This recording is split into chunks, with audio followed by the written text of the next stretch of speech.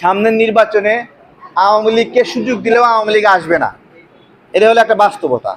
তারা একটা হলো ওই যে শীত নিদ্রায় আছে, তারা হলো ক্ষতি মেরামত করতেছে, এই নির্বাচনে তারা আসবে না। সুতরাং আওয়ামী লীগের নির্বাচনে আসলো গেল এগুলো নিয়ে যারা আতঙ্কিত, তাদের তো আতঙ্কিত হওয়ার কোনো কারণ আমি দেখি না, আসবে না। আওয়ামী লীগকে যদি টাকা পয়সা দিয়ে বলেন তুই আসো, তুমি আসবে না। ওরা ভোট কেন্দ্রের আশেপাশে ওরা হাঁটবে না, আমি আপনাদেরকে বলে রাখলাম। সমস্যা হলো জাতীয় পার্টিকে নিয়ে, তাই তো।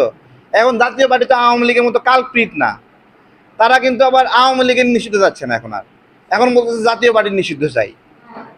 হ্যাঁ, আওয়ামী লীগের নিষিদ্ধ যাচ্ছে না, কারণ বলতেছে যে আওয়ামী লীগ ওই নিষিদ্ধ করলেও আসবে না, না করলেও আসবে না। কে আসবে? জাতীয় পার্টি আসবে, তাহলে জাতীয় পার্টিকে নিষিদ্ধ করে দাও, ঠিক আছে। কিন্তু আমি বলবো যে জাতীয় পার্টি তাদের নেতাকর্মী যতজনকে দেখাতে পারবে এই গণ অভ্যুত্থানে ছিল, জামাতে ইসলাম দেখাতে পারবে না ওদের অতগুলো নেতাকর্মী এই গণ অভ্যুত্থানে ছিল। আজকে চ্যালেঞ্জ করলাম, জামাত ইসলাম দেখাতে পারবে না যে জাতীয় পার্টির সমান অবদান তারা গণ অভ্যুত্থানে রাখছে।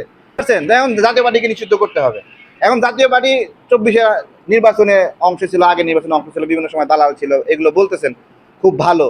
তো একটা কথা বলি ভাই, এই যে আওয়ামী লীগের সময় আমাদের একটা মনের মধ্যে কি একটা ক্ষোভ ছিল যে আওয়ামী লীগের পক্ষেই সবাই মিলে নির্বাচনটা করে ফেললো, ক্ষমতায় চলে আসলো। আচ্ছা, সামনে নির্বাচনটা কি এইরকম একটা নির্বাচন না? বলেন, যে আওয়ামী লীগের বিরুদ্ধে যারা ছিল তারা মিলে নির্বাচনটা করে নিল। তার মানে কি? মানে আওয়ামী লীগ যা করছে আমরা সেটারই একটা পুনরাবৃত্তি করলাম। তার মানে এদেশের মানুষ আসলে কখনো পূর্ণ ভোটের অধিকার ফিরে পাইল না। ভোটের যে একটা স্বাদ, যেটা প্রতিযোগিতা, একটা টান টান উত্তেজনা, এখন আপনি কি করেন? বিএনপি আর জামাত মিলে টান টান উত্তেজনা হবে? হ্যাঁ, হ্যাঁ, না না, ভাই ভাই হোক, জামাত জামাত বিএনপির পাশে গিয়ে দাঁড়াবে? হ্যাঁ, বলেন তো। তো আমি বলতেছি সামনের নির্বাচনটা অনেক হতাশার নির্বাচন হবে। অনেকে বলতেছে সামনের নির্বাচনে প্রচুর ভোটার হবে, অনেক অনেক হবে, ঘোড়ার ডিম হবে। হ্যাঁ, না না, এখন জামাত হলো বিএনপির সাথে টক্কর দেয়, ঠিক আছে। এখন যে জাতীয় পার্টি ইস্যুটা সামনে আসছে, জামাত বিএনপির সাথে টক্কর দেওয়া বাদ দিয়ে এখন জাতীয় পার্টির সাথে টক্কর দেয়। এখন তুমি যদি জাতীয় পার্টির সাথে টক্কর দেবা 2 নাম্বার হওয়ার জন্য, তাহলে ভাই 1 নাম্বার হওয়ার জন্য আর একটা দলকে অপদস্থ করো কেন? তোমার গায়ের শক্তি 150 ভাব দেখাচ্ছ 1600, তাহলে তো হবে না।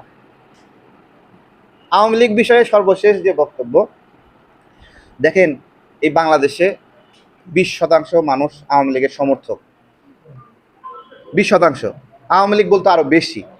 কিন্তু বাস্তবতা হলো, গতকালকে একটা পোল করছে আমার ইউটিউব চ্যানেলে, তারেক টাইমসে।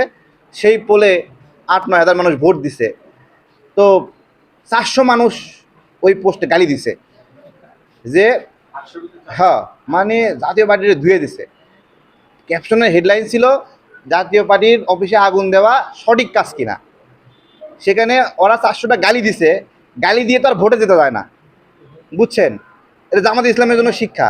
সেখানে 55% মানুষ জাতীয় পার্টির পক্ষ নিয়েছে যে এই আগুন দেওয়া ঠিক হয় নাই, আর 45% মানুষ বলছে আগুন দেওয়া ঠিক আছে। তাহলে এই কয়েকদিনের ব্যবধানে এই যে মানুষের মাইন্ড সুইং, এটা কিন্তু গালি গালাজ করে ধরে রাখতে পারবে না কেউ। যদি জামাত শিবির মনে করে 1 বস্তা গালি, 2 ট্রাক গালি নিয়ে আসা ঢেলে দিবে আর গালি তাদেরকে ঢাল হয়ে রক্ষা করতে পারবে না। ভোট অনেক একটা গোপন জিনিস। মানুষের মন থেকে, মানুষের মন এত সহজে পরিবর্তন হয় না। মানুষকে 2 কাপ চা খাওয়াই দিয়া, পানির একটা ফিল্টার লাগাই দিয়া, আর ওই হাত পাখা দিয়ে বাতাস করে বলবেন আমি বাতাস দিলাম, একটা ভোট দাও, এরকম না। মানুষ সার্বভৌমত্বের বিষয় চিন্তা করে, আমার ভোটটা যেন নষ্ট না হয়, আমার ভোটের কারণে যেন একটা ভুল ফলাফল না আসে, সেই জায়গায় চিন্তা ভাবনা করে মানুষ ভোট দেবে। জাতীয় পার্টির বিষয়ে শুধু একটা কথা বলবো যে জাতীয় পার্টিকে যে অভিযোগে, যত বড় অভিযোগে অভিযুক্ত করছে, ঠিক আছে, এত বড় অভিযোগে জাতীয় পার্টি